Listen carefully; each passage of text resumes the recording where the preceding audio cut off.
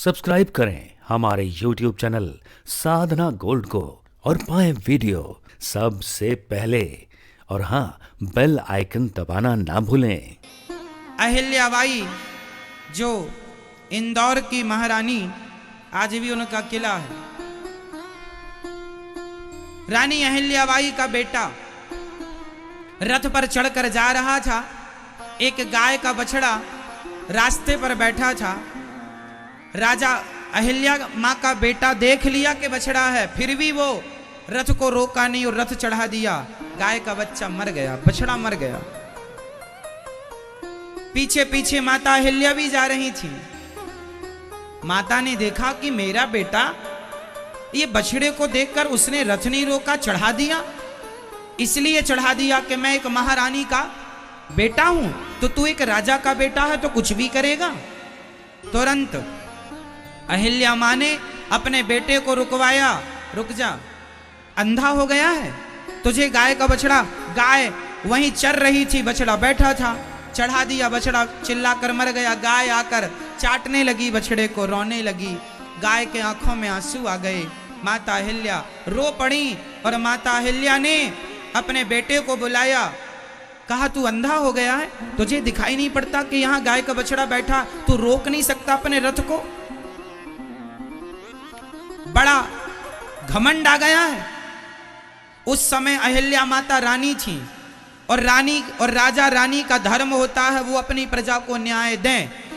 राजा के लिए हम इंसान ही नहीं, राजा के राज्य में जो चिड़िया होती है ना, वह चिड़िया भी राजा की प्रजा होती है।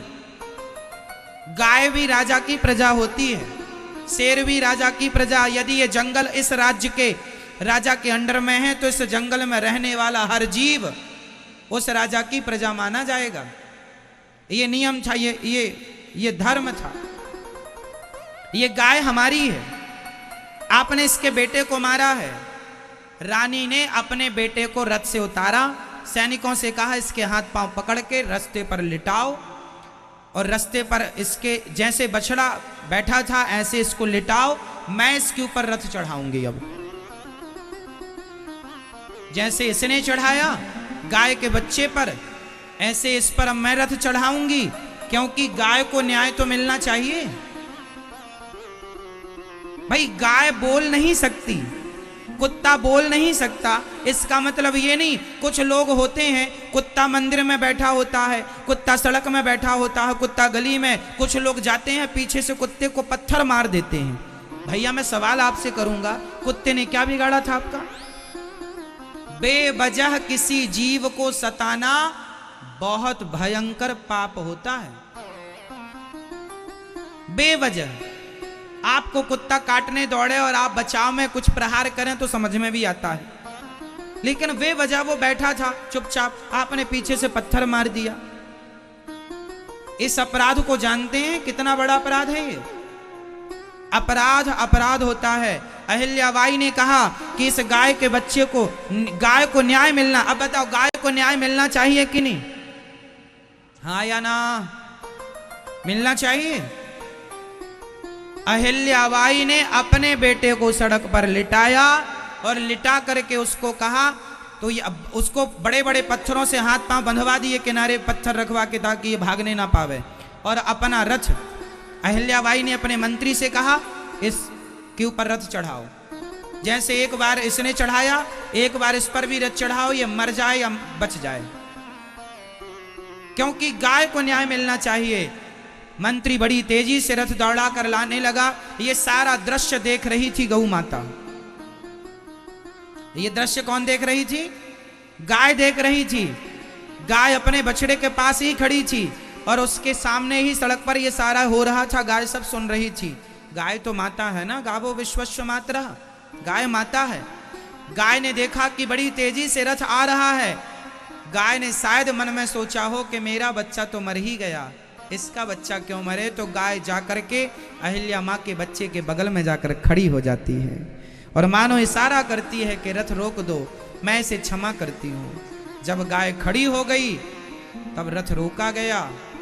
और अहिल्याबाई एक ऐसी महारानी है जो अपने बेटे को भी मृत्यु दंड देना चाहती हैं इसलिए कि तुमने किसी को मारा। न्याय न्याय होता है सबके लिए, हमारा बेटा हो, तुम्हारा बेटा हो, हम हो, तुम हो, न्याय सब पर एक सा है। धर्म ये होता है धर्म। ये नहीं कि हमारा है तो हम छोड़ दें, तुम्हारा है तो मार डालें, क्योंकि वो हमारा तो है नहीं। बेटा जाएगा तो बेटा आ जाएगा, पत्नी जाएगी तो पत्नी आ जाएगी, ये मैं मर जाऊंगा तो मुझे फिर शरीर मिल जाएगा, पर धर्म मर गया तो धर्म कहां से लाओगे? इसलिए धर्मो रक्षति रक्षिता। था भरा सोना खचाखच लंक की दीवार में, एक रत्ती नहीं मिला रावण को मरती वार में। जाने न देना धर्म, जाने न देना धर्म, करना लोभ मत धन धाम का, और धर्म ही जाता रहा तो धन रहा किस काम का? अरे धर्म को गवा कर धन कमाओगे तो उस धन का करोगे क्या? इसलिए हम ये नहीं कहते कि तुम 100 साल जियो, 100 साल बेईमानी की जिंदगी से अच्छी है 25 साल 30 साल की जिंदगी धर्ममय जी के मर जाओ। धर्ममय जीवन जियो, 25 साल जी के मरो, 30 साल में मर जाओ, 40 साल में मर जाओ। 100 साल जी के बेईमानी करके 100 साल जी के क्या करेंगे? थोड़ा जीवन हो, धर्ममय जीवन हो। धर्म के बिना सब सूना है। राम को क्यों जाना जाता है? क्योंकि वो धर्म को ना छोड़े। कितना कष्ट आया राम के। मुझे लगता है राम के जीवन में, भगवान राम के जीवन में जितना कष्ट था, क्या आपके और हमारे जीवन में इतना कष्ट कभी हो सकता है? बोलो मेरी मां। माता सीता के जीवन में जितनी विपत्ति आई, संसार की किसी महिला के जीवन में इतनी विपत्ति आई हो तो मुझे बताए कोई? क्या आ सकती है? क्या माता सीता की जैसी विपत्ति आपके और हमारे जीवन में आ सकती है? क्या राम जैसी विपत्ति हमारे और आपके जीवन में आ सकती है? नहीं। कितनी विपत्ति आने पर भी मेरे राम और मेरी माता सीता ने धर्म को नहीं छोड़ा। यही है इनका चरित्र हमें सिखाने के लिए कि बेटा, हमारे जैसा तुम्हारे जीवन में संकट नहीं है, पर जितना आवे संकट, उस संकट में अपने धर्म को मत छोड़िएगा। अपने धर्म को ना छोड़िए। धर्म क्या है? सत्य के रास्ते पर चलते रहना। प्राण चले जाए पर धर्म ना जाए, प्राण जाए पर धर्म ना जाए। वचन मीन्स धर्म ही तो है। धर्म बहुत बड़ी चीज है।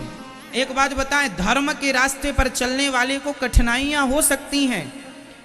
आप कठिनाइयों में डटे रहिए, आप अपने धर्म को, धैर्य को मत छोड़िए। भगवान आपके संग हैं, ईश्वर आपके साथ।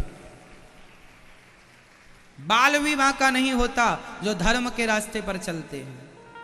कठिनाई तो होती है, कठिनाइयों से उन्हीं को गुजरना पड़ता है जो कुछ करने के लिए निकलते हैं, कुछ कर गुजरने की चाहत रखते हैं। कठिनाइयां भी भाई, कठिनाई जो कुछ काम करेगा उसी के जीवन में ना कठिनाई आएगी। कुछ करेगा नहीं उसके जीवन में क्या कर, खटिया तोड़ता रहे कोई, उसके जीवन में क्या कठिनाई है? कोई कठिनाई नहीं। जो कुछ करेगा उसके जीवन में कठिनाई होगी। तो कठिनाई आएंगी।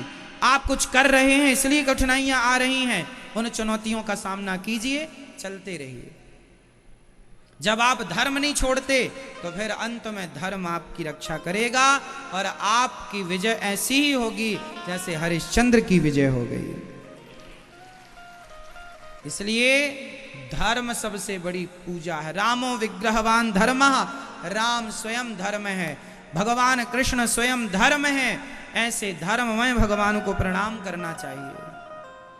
भगवान सत्य के राह। कोई कहे मैं भगवान को नहीं मानता, आप बिल्कुल मत मानिए भगवान को। आप धर्म के रास्ते पर चलिए बस। आप धर्म के रास्ते पर चल रहे हैं, आप किसी को नहीं मानते, मत मानिए, कोई फोर्स नहीं करेगा। आप धर्म के रास्ते पर चल रहे हैं तो आप जैसा भक्त और आप जैसा कोई धर्मात्मा हो नहीं सकता। भगवान खुद चलकर आपके पास आएंगे। धर्म में इतनी बड़ी धर्म वो चुंबक है, वो मैग्नेट है जो भगवान को अपनी ओर खींच लेता। कौन खींचता है? धर्म खींचता है।